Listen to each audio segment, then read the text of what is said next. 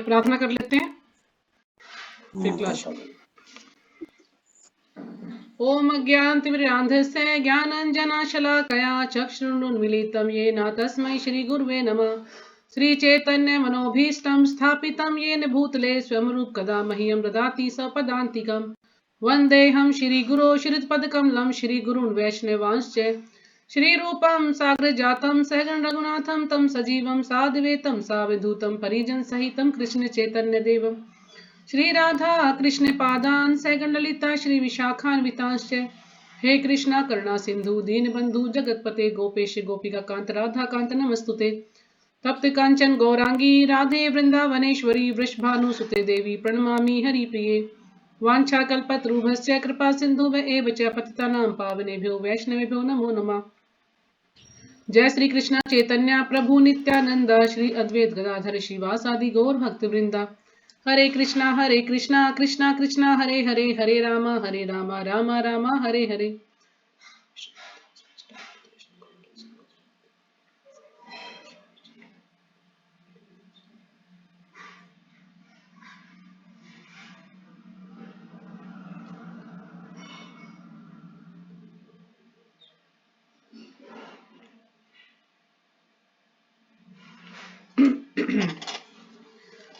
तो आज हमारा जो है 8वां अध्याय चल रहा है, कृष्ण के ज्ञान सहित होने वाला कर्म। तो कल हमने इसमें किया था कि जो कृष्ण है कि मुझ पर किसी कर्म का प्रभाव नहीं होता, कृष्ण पर किसी कर्म का कोई प्रभाव नहीं होता है, और ना ही मुझे कर्मफल की कामना है, ना ही भगवान को किसी कर्मफल की कोई इच्छा होती कि कोई कर्म करे तो उसके कुछ फल मिलेगा उनको, या उन्हें कर्म करने की कोई इच्छा, उन्हें कोई भी इच्छा नहीं होती। वो तो सिर्फ हम जैसे लोगों को शिक्षा देने के लिए ही कर्म करते हैं, क्योंकि हम लोग उन्हीं का अनुसरण करते हैं। अगर भगवान गलत कार्य करेंगे तो फिर हम भी वही गलत करेंगे, तो इसलिए हमें सिखाने के लिए भगवान कर्म करते हैं। तो भगवान को कोई जरूरत नहीं है कर्म करने की, और ना ही भगवान जो है उन कर्मों में फिर लिप्त होते हैं, यानी उसे चिपकते नहीं है कर्मों से कि भाई मैं ये कर्म किया तो मुझे क्या फल मिला, क्योंकि उनको कोई जरूरत ही नहीं है। भगवान है, वो सब कुछ करने वाले हैं, सारी चीजें उन्हीं से आई हैं, तो उनको कोई भी फर्क नहीं पड़ता इससे।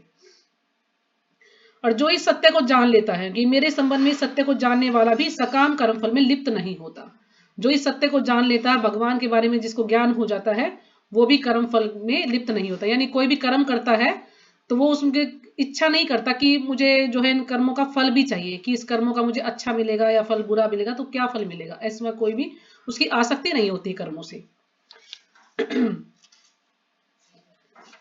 फिर हमने किया था कि जो जिस भाव से मेरी शरण ग्रहण करते हैं मैं उसी के अनुरूप उन्हें फल देता हूं। हे पार्थ, मनुष्य सब प्रकार से मात्र मेरे ही पद का अनुगमन करता है। यानी जीव जिस प्रकार से भी जिस भाव से भगवान की भक्ति करता है, कोई उनको बच्चे के रूप में चाहता है, कोई पति के रूप में, है ना, कोई पिता के रूप में, तो जो भी जिस भाव से भगवान की सेवा करता है, भगवान उसको उसी प्रकार का फल देते हैं, उसकी इच्छा पूरी करते हैं। कोई सखा के रूप में, है ना, तो जैसे जिसकी इच्छा है भगवान सबकी इच्छाएं पूरा करते हैं। प्राचीन काल में सब मुमुक्षु पुरुषों ने इसी ज्ञान के साथ कर्म करके मुक्ति लाभ प्राप्त किया। अतः पूर्वजों की भांति इस दिव्य चेतना से युक्त होकर तुम भी अपना कर्तव्य पूर्ण करो। तो भगवान अर्जुन को यहाँ पर ज्ञान दे रहे हैं, अर्जुन को बता रहे हैं कि प्राचीन काल में यानी पहले के समय में सब मुमुक्षु यानी जिसने मोक्ष प्राप्त किया है, ऐसे व्यक्ति, ऐसे महापुरुष ने इसी ज्ञान के साथ कर्म करके मुक्ति लाभ किया। यानी ये ही ज्ञान उन्होंने प्राप्त किया और इसी के ज्ञान के साथ ही उन्होंने मुक्ति लाभ किया, मोक्ष प्राप्त किया। अतः पूर्वजों की भांति इस दिव्य चेतना से युक्त होकर तुम भी अपना कर्तव्य पूर्ण करो। तो भगवान उसको बता रहे कि जो तुम्हारे पूर्वजों ने किया है, तुम भी उन्हीं की तरह से कार्य करके उसी में जो है अपनी चेतना को लगाकर अपना कर्तव्य पूर्ण करो। यानी तुम्हारा कर्तव्य क्या है कि युद्ध करना है, तो तुम्हें युद्ध करना ही है। यानी हमें उनके पद चिन्हों पर चलना है। तो अब हम उससे आगे पढ़ेंगे। तो कल जो है थोड़ी सी गलती मेरे से हो गई, लेकिन आप लोगों को तो पता नहीं चलता, आप बताएंगे नहीं मैंने क्या गलती की है, या तो आप बताना नहीं चाहते या आपको पता नहीं है। कल जो मैंने आपको स्टोरी सुनाई वो थोड़ी सी सही नहीं है स्टोरी, तो अपनी गलती मान लेना, ठीक है ना। मैंने जब आपको बताया तभी मुझे थोड़ा सा महसूस हो गया था शायद कि स्टोरी गलत है, लेकिन फिर मैंने देखा अपनी कॉपी में जो नोट्स बना रखे थे। हरे कृष्ण माता जी। हाँ जी, हरे कृष्ण। तो उसमें मैंने देखा, मैं बताऊं माता जी, तो उसमें जो है बृहस्पति जी ने उनको श्राप दिया था और मैं सोच रही थी कि जी मैं दुर्वासा भी मुनि बताऊँ। ने भी उनको एक बार श्राप दिया था, तो शायद दुर्वासा मुनि की ये स्टोरी है। तो स्टोरी तो वो है दुर्वासा मुनि की जो मैंने सुनाई थी, लेकिन वो श्राप उन्होंने नहीं दिया था। श्राप दिया उन्होंने बृहस्पति महाराज, जो उनके गुरु महाराज थे बृहस्पति जी, उन्होंने जो है उनको श्राप दिया था। तो आप लोग मेरी गलती मुझे बता दिया कीजिए ना, अगर आपको पता है तो। कई बार मेरे भी कोई ध्यान नहीं रहता ना, कई बार दिमाग से निकल जाता है। तो जैसा मैं बोलूंगी आप लोग जो है उसी को हाँ हाँ करते, तो गलत है तो गलत बोल सकते हो, इसमें कोई वो नहीं है कि अगर माता जी कुछ बता रही है भाई नहीं ठीक ही होगा, नहीं माता जी, क्योंकि हम भी वो आप ना सही खुद बोलोगे। जीव है, और 4 गलतियां हम करते ही हैं तो कुछ भी गलती हो सकती है हमसे भी, क्योंकि इतना जो ज्ञान किसी गुरु को भी बोले नहीं है ना कि कोई गलती माता ना हो जी, जो उससे। गुरु बोले उसे सुन लेना चाहिए। नहीं नहीं, ये शिष्य गुरु का जो नहीं है बोले कि उसे जो सुन गुरु की लेना चाहिए, गलती लेकिन निकाले। ऐसा नहीं कि आंख नहीं मीच के नहीं माता जी, सुनना। हमने भी और मुझे आंख तो मीच वैसे के भी नहीं नहीं सुनना दुर्वासा पता है। ऋषि का ही सुना था हमने भी, इसलिए हम कि तो कुछ उसमें जो ज्यादा है जानते नहीं, इसलिए बृहस्पति जी बोले ने नहीं उनको श्राप दिया था, ये तो उसमें जैसे मैंने लिखा था नोट्स में, तो बृहस्पति जी ने उनको श्राप दिया था, लेकिन उसमें ये मतलब क्लियर नहीं है, मैंने एक लेक्चर भी सुना, क्लियर नहीं है कि उन्होंने क्या अपराध किया था। बस ये था कि उन्होंने गुरु का सम्मान नहीं किया था, तो इसलिए गुरु ने उनके श्राप दे दिया भी तुम सुअर बन जाओ, तो इसलिए इंद्र देवता जो है सुअर बन गए थे। ये एक कहानी थी, क्योंकि बृहस्पति महाराज की कहानी मैंने भी सुनी है, उसमें उन्होंने श्राप दिया था उनको। नहीं, उन्होंने श्राप नहीं दिया था। जब एक बार वो उनके वहां पर गए थे, तो वो इतने भोग विलास में डूबे थे, उन्होंने देखा ही नहीं कि गुरु महाराज आए हैं, अपने सिंहासन से उठे नहीं वो। और फिर क्या हुआ कि बृहस्पति जी वहां से उठकर चले जाते, कुछ बोलते नहीं है, चले जाते हैं। और फिर इसका उन्हें जो है काफी हर्जाना भुगतना पड़ता है। लेकिन उसमें ये मैंने कहीं नहीं पढ़ा था कि सुअर का उन्हें श्राप मिल गया था। तो ये कोई और स्टोरी होगी कि बृहस्पति जी गीता को, माता जी, आप है ना, ये कोई और स्टोरी होगी कि बृहस्पति जी ने उनको श्राप दिया कि तुम सुअर बन जाओ, तो वो सुअर की योनि में, सुकर बोला था कि सुकर की योनि में चले जाओ, तो सुकर की योनि में चले गए थे। कविता माता जी, आप यही बताना चाह रहे होगे ना? मैंने आपकी बात तो सुना नहीं, यही बताना चाह रहे थे ना आप भी? हरे कृष्णा माता जी। कविता माता जी, हरे कृष्णा। हाँ जी, हरे ये कृष्णा, यही एक बताना चाह और रहे थे ना माता आप? जी, ये जैसे, हाँ जी माता जी, हाँ जी, हाँ जी। बोलो बोलो, क्या बोल रहे हो? और एक मैं ये कह रही थी कि जैसे कल आप बता रहे थे ना कि यार द्रोणाचार्य को अर्जुन ने मारा था, तो वो दुष्टदुम्न ने मारा था। हाँ, धृष्टद्युम्न ने मारा था। ठीक है, हाँ, क्योंकि उनको ही वो था ना, पहले से ही बता दिया था कि यही उनका वध करेगा, क्योंकि उनको उन्होंने शिक्षा दी थी ना, और ये भी पता था कि यही जो है तुम्हारी जो है मृत्यु, इसी के कारण तुम्हारी मृत्यु होगी। लेकिन फिर भी उन्होंने शिक्षा दी थी द्रोणाचार्य ने उनको, द्रुपद के बेटे को, तो उनके उसी से मारा गया था वो। ठीक है, धन्यवाद माता जी। तो अगर मैं कोई गलती करती हूँ तो अब आप मुझे बता सकते हैं, ऐसा नहीं है कि आप नहीं नहीं माता जी ने तो बोल दिया बुरा लगेगा, ऐसा नहीं। गलतियां हर इंसान से हो सकती है। कई मैंने ऐसे लेक्चर भी सुने कि जो बड़े बड़े प्रवक्ता भी हैं, तो गलतियां उनसे भी हो जाती हैं, क्योंकि किस लेक्चर में कोई कुछ बताता है और किस लेक्चर में, अलग लेक्चर में कुछ अलग, उस बात को मतलब थोड़ा सा अलग तरह से पेश किया जाता है। तो जैसे फिर मैं सचिपति प्रभु से पूछती हूँ कि मैंने उसमें तो ये सुना था और आपने हमें ये बता दिया, तो फिर वो कहते हैं हो सकता है उनसे कुछ गलती हो गई होगी, तो इस नहीं ये बात ऐसी है। तो कई बार मैं पूछ लेती हूँ उनसे अगर कोई गलती होती है तो। तो आज हम आगे पढ़ते हैं। किम करम किम कर्मेति कव्यो अपियत्र मोहितः तते कर्म प्रवक्ष्यामि यज ज्ञात्वा मोक्ष से शुभात। कि कर्म क्या है और अकर्म क्या है, इसका निर्णय करने में बुद्धिमान भी भ्रमित हो जाते हैं। मैं तुम्हारे लिए अब उस कर्म तत्व का वर्णन करूंगा जिसे जानकर तुम संपूर्ण पापों से मुक्त हो जाओगे। तो हमने ये चौथा अध्याय का श्लोक है, हमने उसमें भी पढ़ा था जब भगवद गीता पढ़ी थी, भगवद गीता 4.16। तो कर्म क्या है और अकर्म क्या है? कर्म यानी जो भी हम कर्म करते हैं, अच्छे बुरे जो भी कर्म करते हैं वो कर्म है। और अकर्म क्या है? कि जो हम भगवान के लिए कर्म करते हैं, जो हम कृष्ण भावना भावित कर्म करते हैं, वो है अकर्म।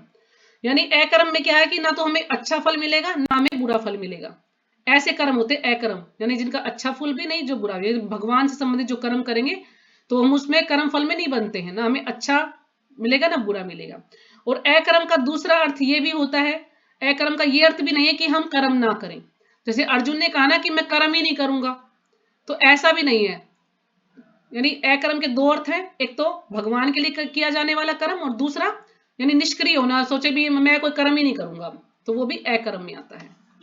तो हमें कर्म तो जरूर करने हैं, चाहे वो अच्छे हैं अपनी चेतना के अनुसार, कोई अच्छे करता है कोई बुरे करता है, तो कर्म सबको करने हैं। कोशिश की जाए कि हमें भगवान से संबंधित कर्म करने चाहिए, यानी हम कोई भी कर्म करें लेकिन उसको केंद्र में भगवान को रख के करें।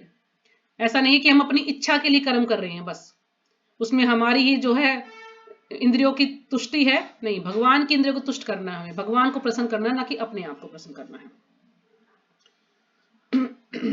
वास्तव में लोग इस बात से भ्रमित हो जाते हैं कि कर्म क्या है और अकर्म क्या है। यहां पर कृष्ण इंगित करते हैं कि बड़े से बड़े विद्वान कव्य तक कर्म के विषय में मोहग्रस्त हो जाते हैं। तो भगवान बता रहे हैं कि जो बड़े से बड़े विद्वान है ना, वो भी मोहग्रस्त हो जाते हैं कर्म की, क्योंकि वो समझ ही नहीं पाते कि कौन सा कर्म करना है और कौन सा नहीं करना है। यह जानना आवश्यक है कि कौन से कार्य सही हैं और कौन से नहीं, कौन से प्रमाणिक है और कौन से नहीं, कौन से वर्जित है और कौन से नहीं। यानी जो कर्म हम शास्त्रों के अनुसार हमें बताए गए हैं वो कर्म करते हैं तो वो कर्म सही है, लेकिन जो हम अपने अनुसार करते हैं, शास्त्रों को नहीं मानते कि नहीं जो मुझे अच्छा लग रहा है मैं तो वो कार्य करूंगा, तो वो फिर सही कर्म नहीं होते हैं, उनका फिर हमें फल भुगतना पड़ता है। लेकिन हम शास्त्रों के अनुसार कार्य करते हैं तो फिर हम कर्म के बंधन में नहीं बनते हैं। जैसे हम सुबह स्नान करते हैं, तो स्नान करते हैं तो किस लिए स्नान कर रहे हैं कि हमें भगवान की पूजा करनी है, भगवान की आरती करनी है, भगवान के लिए भोग बनाना है, इसलिए हम स्नान कर रहे हैं। लेकिन जो दूसरा व्यक्ति है वो सोचेगा अरे ये भी स्नान कर रहा है मैं भी स्नान कर रहा हूं, ये भी खा रहा है मैं भी खा रहा हूं, लेकिन उसमें डिफरेंस है। हम वो कार्य करते हैं भगवान को प्रसन्न करने के लिए, और वो कार्य करता है अपनी इंद्रिय तृप्ति के लिए, अपने को प्रसन्न करने के लिए, जो उसे अच्छा लगता है वो कार्य वो करता है। तो यदि हम कर्म के सिद्धांत को समझ लें तो हम भव बंधन से मुक्त हो सकते हैं, है ना। अगर कर्म के सिद्धांतों को हम समझ लेंगे, हमें ज्ञान हो जाएगी कि हमें कौन से कर्म करने हैं कौन से नहीं करने हैं, तो हम इनसे मुक्त हो सकते हैं, यानी भव बंधन से, जो इस भौतिक संसार में हम बंधे हुए हैं हम उससे मुक्त हो सकते हैं। अतः यह जानना आवश्यक है कि कर्म किस प्रकार किया जाए जिससे इस भौतिक शरीर को जब हम छोड़ें तो हमें दूसरा शरीर ग्रहण न करना पड़े, है ना। हमें कर्म किस प्रकार से करें ताकि हमें जब मृत्यु आए तो हमें दोबारा से जन्म ना लेना पड़े, और हम आध्यात्मिक आकाश में प्रवेश करने के लिए मुक्त रहें, यानी भगवान के धाम जाने के लिए हम मुक्त रहें। श्री कृष्ण ने समुचित कर्म के सिद्धांत का स्पष्ट उल्लेख भगवद गीता के 11वें अध्याय के अंतिम श्लोक में किया है। तो यानी भगवान यहाँ पर बता रहे हैं कि हमें कौन से कर्म करने चाहिए, समुचित यानी उचित जो कर्म है वो कौन से कर्म है जो कि हमें करने चाहिए। तो ये 11वें अध्याय का 55वां श्लोक है, सबसे लास्ट श्लोक है। मत क्रम करन मत परमो मद भक्ता संग वर्जिता निर्वेरे सर्वभूतेषु यैसे मामेति पांडवा। हे अर्जुन, जो मनुष्य पूर्वकृत कर्मों के संदूषण और मानसिक तर्क वितर्क से मुक्त होकर मेरी शुद्ध भक्ति में सेवा में तल्लीन रहता है, यानी जो मनुष्य पूर्वकृत यानी पूर्व जन्मों में उसने जो कर्म किए हैं उनके संदूषण से यानी उनके पापों से और मानसिक तर्क वितर्क से, यानी मन के अंदर जो कुछ भी इसकी धारणाएं चलती रहती हैं तर्क वितर्क से मुक्त होकर मेरी शुद्ध भक्ति में सेवा में तल्लीन रहता है, यानी वो इन कर्मों से दूर रहता है और मन में जो भी उसके चलती हैं काल्पनिक बातें या कुछ भी जो मन गढ़ंत बातें हैं उनसे वो दूर रहता है, उनसे बिल्कुल मतलब मुक्त हो जाता है, शुद्ध हो जाता है।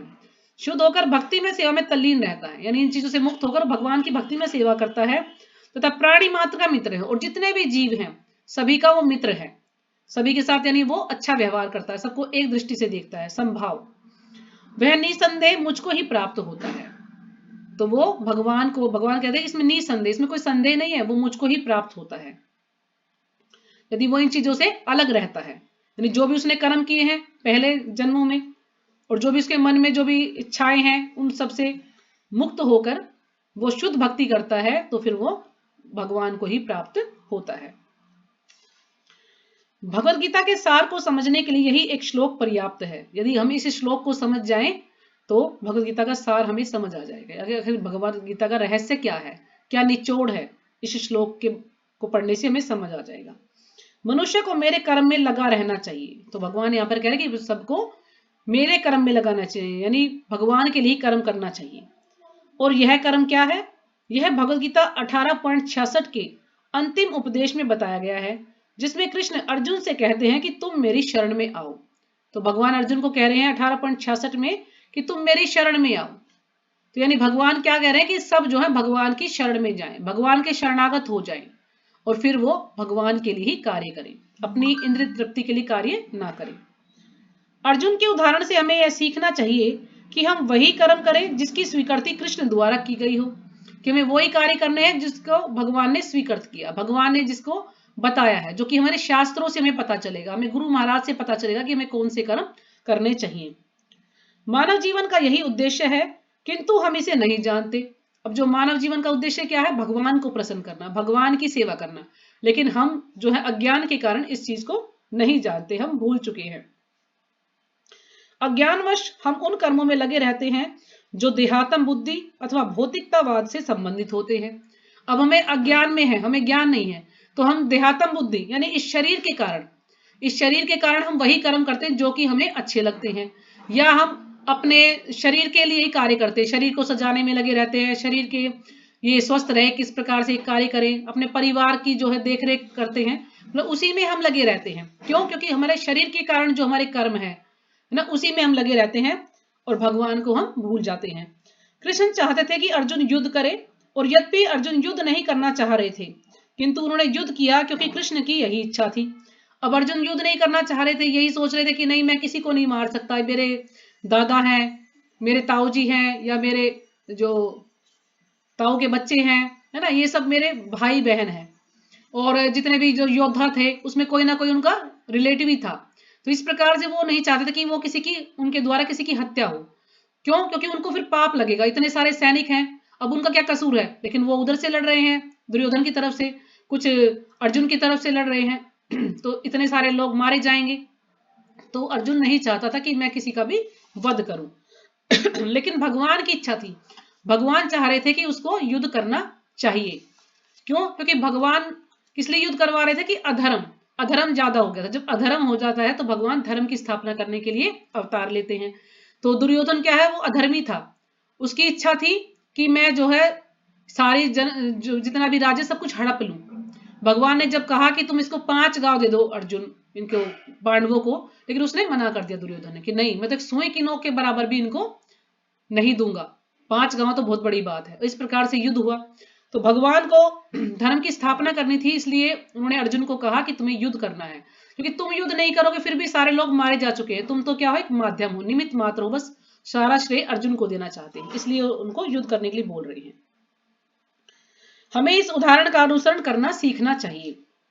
अर्जुन क्या करे उसे यह बताने के लिए निसंदेह श्री कृष्ण उपस्थित थे। अब अर्जुन को क्या करना है क्या नहीं करना है, तो भगवान उसके साथ उपस्थित थे, और जब भगवान जिसके साथ रहते हैं उसकी विजय निश्चित है। सबको यह आभास हो गया था क्योंकि भगवान उनके साथ थे। अब भगवान थे उनको बताने के लिए, हमें तो कोई बताने के लिए है नहीं ना, हमें कौन बताएगा कि हम क्या कर रहे हैं, कौन सा कर्म हमें करना चाहिए कौन सा नहीं करना चाहिए, किंतु हमें बताने के लिए कौन है। श्री कृष्ण प्रत्यक्ष रूप से अर्जुन को अमुक अमुक विधि से कर्म करने का निर्देश दे रहे थे, यानी अलग अलग विधि से, अमुक अमुक अलग अलग विधियों से अर्जुन को कर्म करने का निर्देश दे रहे थे कि ये कर्म करो वो कर्म करो, इस प्रकार से करो। तो किस प्रकार से उन्होंने कितने सारे भगवान ने उनको ज्ञान दिया गीता का किंतु मात्र इसलिए कि कृष्ण हमारे सम्मुख अब स्वयं उपस्थित नहीं है ना, किंतु मात्र इसलिए उन्होंने उपदेश दिया क्योंकि अब भगवान उस समय तो उपस्थित थे, लेकिन हमारे सामने भगवान उपस्थित नहीं है। हमें यह नहीं मान लेना चाहिए कि हमारे लिए कोई निर्देश नहीं है, हमें सोचे कि भगवान तो है नहीं, भगवान तो चले गए, हमें कुछ करने की जरूरत नहीं है। निसंदेह हमारे लिए निर्देश है, हमारे लिए भी निर्देश है। भगवत गीता के अंतिम अध्याय में करने योग्य कर्म का उल्लेख है। तो जो भगवत गीता का अंतिम अध्याय है 18वां, उसमें बताया गया कि हमें कौन से कर्म करने चाहिए। ये इदं परमं गुह्यं मद्भक्तेष्वभिधास्यति भक्तिं मयि परां कृत्वा मामे वैष्यते संशया न च तस्मान् मनुष्येषु कश्चिन् मे प्रिय कृतं भाविता न च मे तस्मादन्य प्रियतरो भुवि। जो इस परम रहस्य को भक्तों को समझाएगा उसके लिए भक्ति में सेवा की प्राप्ति निश्चित है और अंत में वह मेरे पास लौट आएगा। तो भगवान यहाँ पर बता रहे हैं कि जो इस परम रहस्य को, यानी जो भगवद गीता का जो ज्ञान है, इसको भक्तों को समझाएगा, यानी हम और भी लोगों को इसको बारे में बताएं, इस ज्ञान के, भगवान के बारे का जो ज्ञान है भगवान के बारे में सब लोगों को बताएं, जो भी हमें मिले हम उसको ज्ञान दें। उसके लिए भक्ति में सेवा की प्राप्ति निश्चित है। तो उसके लिए भक्ति में सेवा की प्राप्ति निश्चित है और अंत में वह मेरे पास लौट आए, यानी जो औरों को ये ज्ञान बताएगा तो भगवान का वो प्रिय बन जाएगा और फिर वो अंत में भगवान के पास ही लौट आएगा। क्योंकि भगवान कह रहे हैं कि जो प्रचार करता है, जो औरों को एक ज्ञान बताता है, तो भगवान का वो सबसे प्रिय भक्त बन जाता है। तो इससे प्रिय और कोई नहीं होता भगवान को, वो भक्त सबसे प्रिय होता है जो कि भगवान के लिए ही कार्य करता है। उससे अधिक प्रिय से मेरा सेवक न तो इस संसार में कोई है और न कभी होगा। तो भगवान कह रहे हैं ना कि जो भगवान के इस ज्ञान को औरों को बताता है, तो इससे प्रिय सेवक ना तो इस संसार में कोई है और ना कभी होगा। तो भगवान को ऐसा भक्त जो है सबसे प्रिय है, जो सबको औरों को भी ज्ञान बताता है। श्रीमद् भगवद गीता 18.68 से 69, तो जो 2 श्लोक हैं इसमें भगवान ने बताया है। अतः यह हमारा दायित्व है कि हम भगवद गीता की विधि का उपदेश देकर लोगों को कृष्ण भावनाभावित बनाए। हमारा ये कर्तव्य है कि हम सबको भगवद गीता की विधि के बारे में, भगवद गीता के उपदेश के बारे में, जो भी भगवद गीता में लिखा सबको बताएं और सबको कृष्ण भावनाभावित बनाने का प्रयास करें। वस्तुतः लोग कृष्ण भावनामृत के अभाव के कारण कष्ट भोग रहे हैं। अब जिन लोगों को ज्ञान नहीं है भक्ति के बारे में, कृष्ण के बारे में ज्ञान नहीं है, तो वो लोग कष्ट भोग रहे हैं। लेकिन फिर भी वो क्या कहेंगे, उनसे कहेंगे ना कि आप कष्ट है आपको कुछ नहीं, नहीं मुझे कोई कष्ट नहीं है। क्यों? क्योंकि बिल्कुल अज्ञान में है, उन लोगों को ज्ञान ही नहीं है कि क्या करना है क्या नहीं करना है। संपूर्ण विश्व के लाभ हेतु कृष्ण तत्व ज्ञान का प्रसार करने में हम सभी को लग जाना चाहिए। तो पूरे विश्व के लाभ हेतु, यानी पूरे विश्व का हमें सबको फायदा हो, तो जो भगवान का जो तत्व ज्ञान है, कृष्ण के बारे में जो ज्ञान है, ये जो रहस्य है, ये हम सबको इस कार्य में लग जाना चाहिए, सबको प्रचार करना चाहिए, सबको जो है इस ज्ञान से अवगत कराना चाहिए, सबको समझाना चाहिए कि भगवान कौन है। भगवान चैतन्य महाप्रभु का आविर्भाव कृष्ण भावनामृत को सिखाने के इसी उद्देश्य के लिए हुआ था। अब चैतन्य महाप्रभु क्यों आए थे? क्योंकि भगवान का जो ये उपदेश है सबको भक्ति सिखाने के लिए, इसलिए भगवान भक्त के रूप में आए थे, ये दिखाने के लिए भक्त कैसा होना चाहिए। तो इसलिए वो भक्त के रूप में आए और सबको एक ज्ञान सिखाने के लिए, इसलिए उन्होंने सबको ये हरे कृष्ण महामंत्र दिया कि इसको कोई भी कर सकता है, इसके लिए कोई विशेष नियम नहीं है, कोई भी व्यक्ति इसको जप सकता है। उन्होंने बताया कि यदि कोई कृष्ण भावनामृत की शिक्षा देता है तो उसे आध्यात्मिक गुरु मानना चाहिए, यानी कोई कृष्ण भावनामृत के बारे में औरों को ज्ञान देता है तो हमें उसको गुरु मानना चाहिए, चाहे उसकी स्थिति कुछ भी क्यों ना हो, है ना, चाहे वो कोई भी हो। ये ना देखे कि वो ब्राह्मण है, क्षत्रिय है, वैश्य है, शूद्र है, वो कोई भी हो, किसी भी जाति से हो, किसी भी वर्ण से हो, लेकिन वो भगवान का भक्त है, वो गुरु है, वो हमें ज्ञान दे रहा है, तो उसको हम ये ना देखें कि कैसी स्थिति है ना, हमने उसे गुरु मानना चाहिए। भगवद गीता तथा श्रीमद् भागवत दोनों ही ग्रंथ कृष्ण भावना में कैसे बना जा सकता है इसके ज्ञान से भरे पड़े हैं। तो जो श्रीमद् भागवतम और श्रीमद् भगवद गीता दोनों में इतना ज्ञान भरा पड़ा है कि कृष्ण भावना भावित कैसे बना जाए। अगर हम उनको पढ़ते हैं तो हमें उसका असर जरूर होगा, उसका प्रभाव जरूर होगा हमारे ऊपर कि हम कैसे भक्त बन सकते हैं, कैसे हम 24 घंटे कृष्ण भावना भावित रह सकते हैं। भगवान चैतन्य महाप्रभु ने इन दोनों ग्रंथों को चुना और संसार के सभी लोगों से अनुरोध किया कि वे इस कृष्ण तत्व ज्ञान को नगर नगर और गांव गांव में फैलाएं, है ना। भगवान ने सभी से कहा कि सभी इसको नगर नगर, गांव गांव, गली गली, प्रत्येक व्यक्ति को इस ज्ञान के बारे में बताए कि जाको देखो तारे कहो कृष्ण उपदेश, यानी जिससे भी मिलो, जिसको भी देखो, सबको कृष्ण के बारे में ही बताओ। चैतन्य महाप्रभु कहते हैं भगवान चैतन्य महाप्रभु साक्षात कृष्ण थे और हमें इस कथन को कृष्ण का निर्देश मानकर समुचित कार्य करना चाहिए, है ना। जो भी भगवान ने हमें बताया है, क्योंकि भगवान चैतन्य महाप्रभु क्या साक्षात कृष्ण थे, वो कृष्ण के रूप में जो है भक्त के रूप में आए थे, ताकि हम सबको भक्ति के बारे में बता सकेंगे, आखिर हमें भक्ति कैसे करनी है, हम भगवान से कैसे जुड़ना है। किंतु हमें सतर्क रहकर भगवद गीता को यथारूप में बिना व्यक्तिगत व्याख्या या प्रयोजन के प्रस्तुत करना होगा। लेकिन हमें सतर्क रहना होगा, अलर्ट रहना होगा कि भगवत गीता को यथारूप में, यानी भगवत गीता में जो भी कुछ है उसको यथारूप में, बिल्कुल उसी रूप में उसको बताना है। उसमें कोई मिलावट नहीं करनी है कि अपनी तरफ से हम कुछ ज्ञान देंगे, नहीं।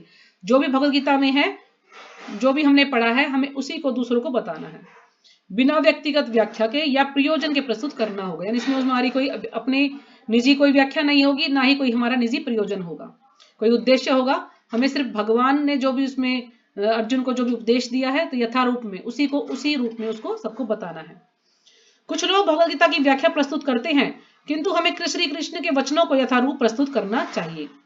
कुछ लोग क्या करते हैं, भगवत गीता की व्याख्या प्रस्तुत करते हैं, लेकिन हमें क्या करना है, श्री कृष्ण के जो वचन है उनको यथारूप में प्रस्तुत करना है ना। बहुत से लोगों ने भगवत गीता लिखी है, लेकिन उसमें क्या है, भगवान के बारे में तो ज्यादा ज्ञान नहीं दिया गया, वो सिर्फ अपना ही गुणगान उसमें करते हैं। जो भगवान के जिसके बारे में भगवत गीता लिखी गई है उसी को उसमें से निकाल देते हैं और अपना ही गुणगान चलता, तो वो भगवत गीता सही नहीं है। इसलिए प्रभुपाद जी ने यथारूप में हमें भगवत गीता दी है। प्रभुपाद जी ने कहा कि जैसा मैंने अपने गुरुओं से, अपने आचार्यों से इसको सुना, वैसा का मैं आपको बता रहा हूं, मैंने इसमें कोई भी मिलावट नहीं की है, इसलिए इसको भगवत गीता यथारूप कहा जाता है।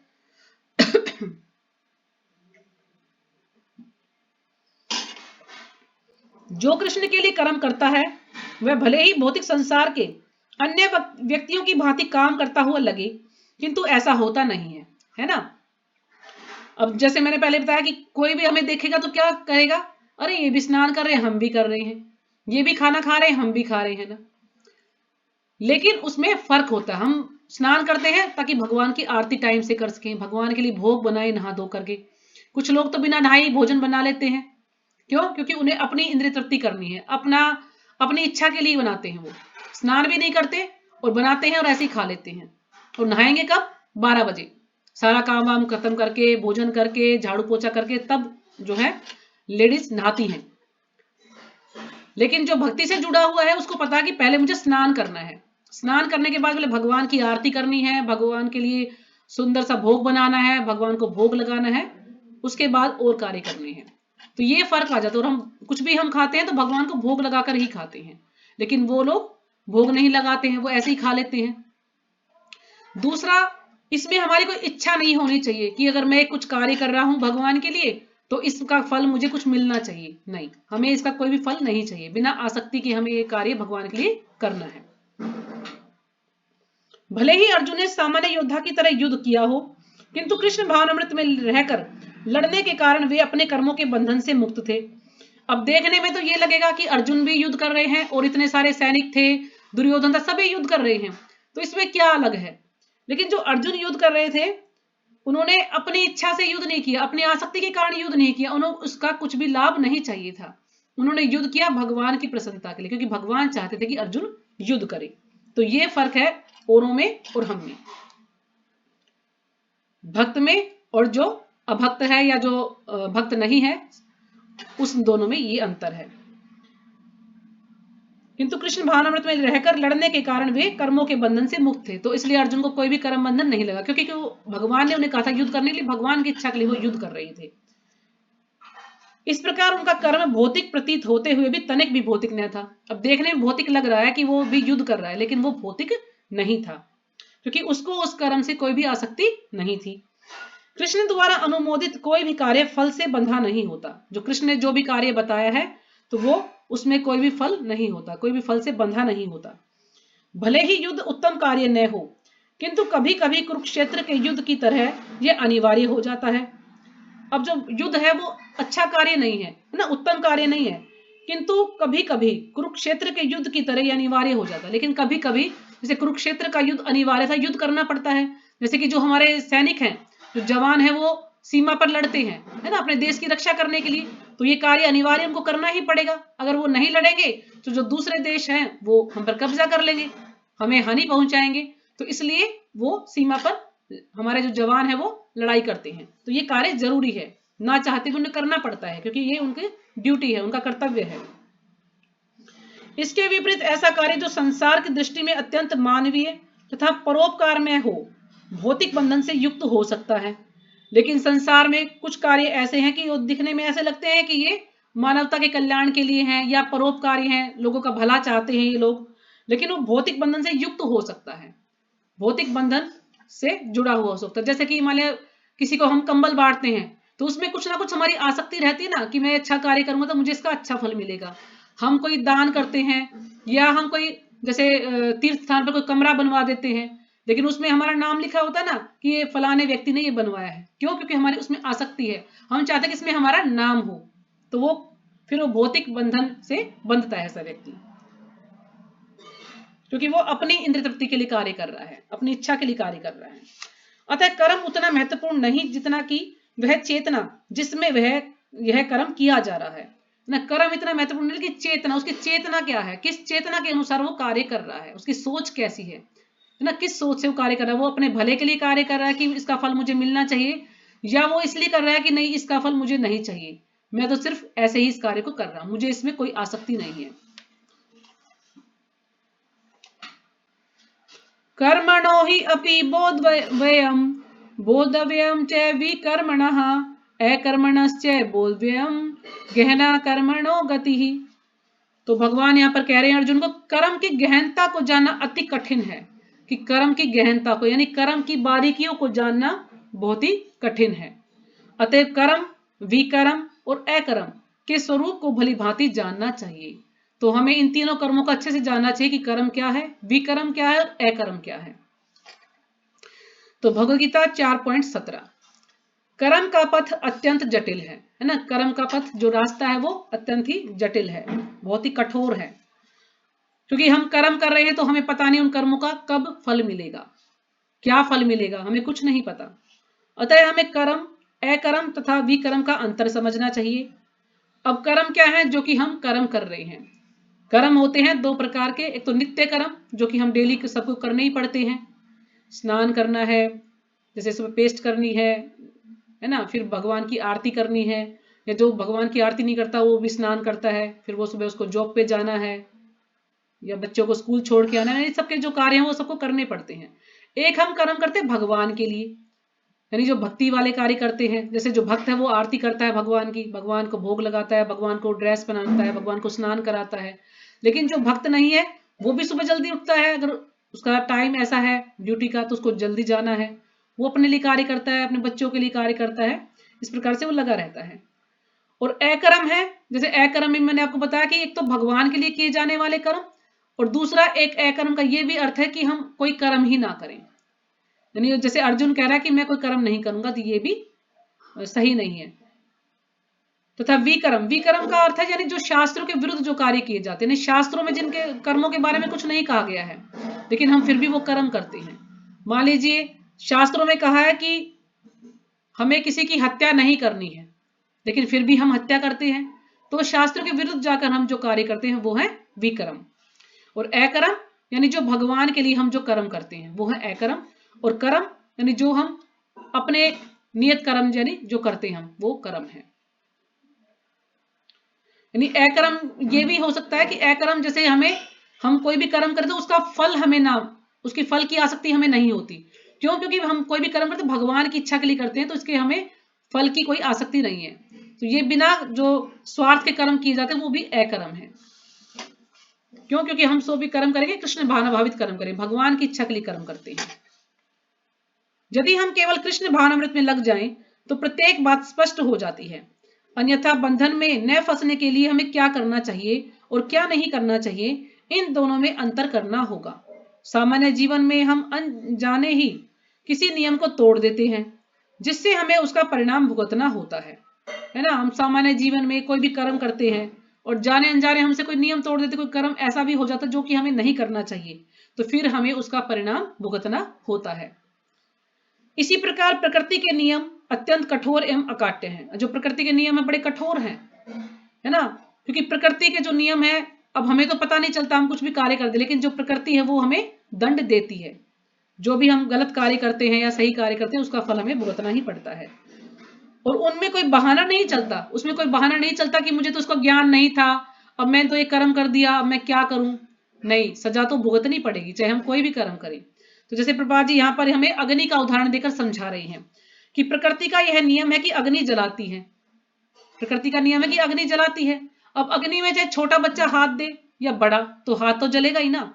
अब ये तो नहीं है अग्नि ये सोचे कि नहीं छोटे बच्चे ने हाथ डाला तो मैं उसको नहीं जलाऊंगी, और बड़े ने डाला तो जलाऊंगी। तो अग्नि तो अपना कार्य कर रही है, तो हाथ तो जलेगा ही, चाहे छोटा बच्चा डाले चाहे बड़ा डाले। और यदि बच्चा भी उसे छू लेता है तो वह अबोध और दोष रहित होने पर भी जल जाता है। अब बच्चा तो अबोध है, नादान है, उसको ज्ञान नहीं है, लेकिन फिर भी वो जल जाता है। अतः हमें अपने कर्म का पथ अत्यंत सावधानी के साथ चुनना होगा, अन्यथा प्रकृति के कठोर नियम हमें बांध कर कष्ट पहुंचाएंगे। अगर हम अपने कर्म नहीं अच्छे से करेंगे तो जो प्रकृति के जो कठोर नियम है वो हमें बांध कर कष्ट पहुंचाएंगे। क्यों? क्योंकि जो प्रकृति है वो भगवान की अध्यक्षता में कार्य करती है। भगवान ने उसको ये ड्यूटी दी है कि तुम्हें ये कार्य करना है। प्रकृति अपनी तरफ से कुछ नहीं करती, लेकिन भगवान ने उसको आदेश दिया है, भगवान की इच्छा के अनुसार ही वो कार्य करती है। तो इसलिए जानना आवश्यक है कि कौन सा कर्म किया जाए और किससे बचा जाए। अब कुछ लोग कर्म कर देते हैं और फिर जैसे कभी बाढ़ आ जाती है ना, कभी सूखा पड़ जाता है, जैसे कोरोना आया था। तो कोरोना किसके कारण से आया सब? जब जीव अच्छे से कार्य नहीं करेगा तो उसका फल तो उसे भुगतना पड़ेगा ना। तो चीन के लोग कितना जो है हर चीज को खा रहे थे, तो वहीं से ये वायरस आया था। और अब फिर से कोई वायरस आया है, ये सुनने में आ रहा है कि 14 साल से जो कम बच्चे हैं उनको वो वायरस पकड़ रहा है, कोरोना की तरह से ही। तो वो बच्चे उसकी चपेट में आ रहे हैं, और ये भी चीन से ही आया है। तो यानी गलत कार्य उसने किया, लेकिन फल सभी को थोड़ा बहुत भुगतना ही पड़ता है। वो कहते हैं ना, छींटे सब पर पड़ते हैं। तो कर्म तो उसने किया है, अब कसूर दे देंगे प्रकृति का कि भगवान ऐसा क्यों कर रहे हैं, इतने सारे लोग मर रहे हैं, कोरोना से पीड़ित हैं।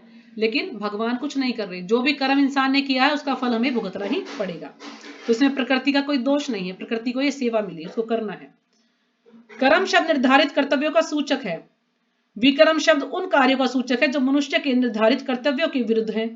अकर्म शब्द उन कार्यों का सूचक है जिनका कोई फल नहीं होता है ना। अकर्म उनका सूचक है जिनका कोई फल नहीं होता, और कर्म शब्द निर्धारित कर्तव्यों का सूचक है, यानी जो हमारे निर्धारित जो कर्तव्य हैं जिनको हम करते हैं। और विकर्म उनका सूचक है जो मनुष्य के निर्धारित कर्तव्यों के विरुद्ध है, यानी जो कार्य हमें बताए गए हम उनके विरुद्ध कार्य करते हैं, तो विकर्म है।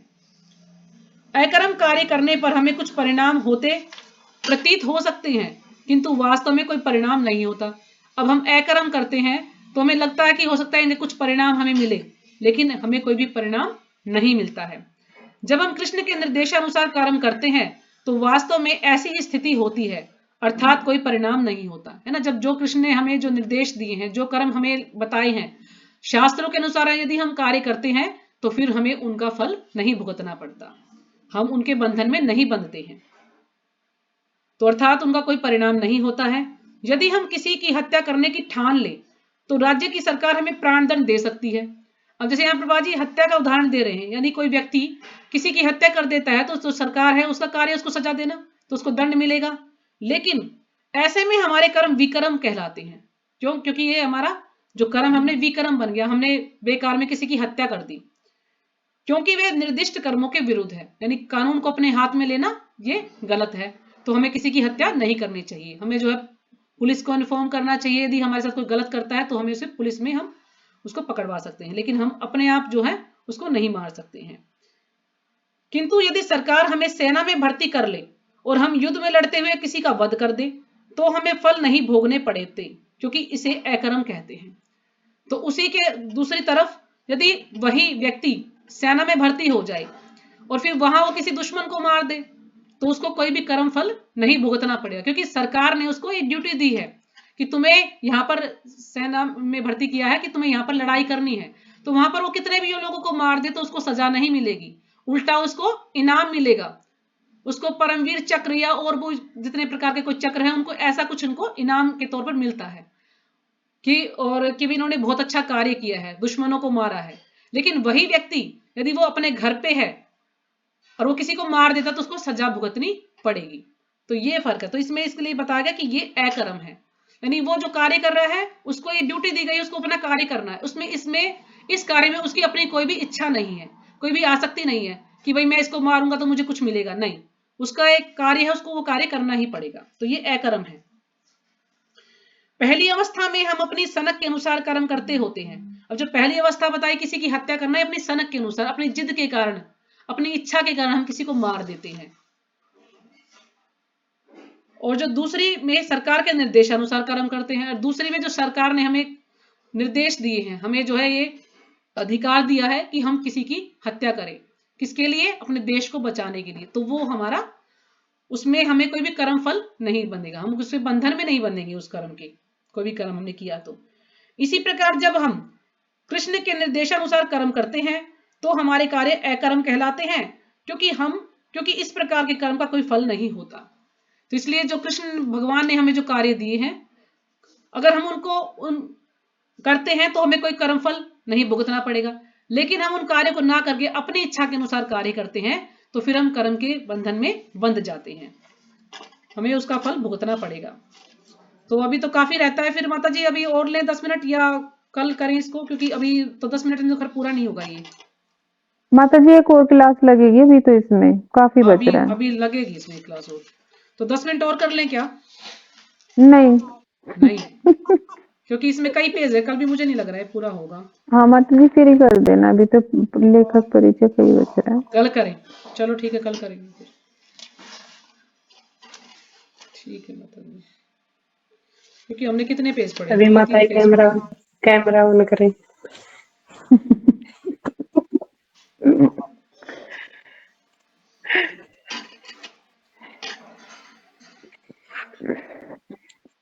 तू बड़ा मंकी वाला टोपा पहरे बैठी है। ठंड हो रही है।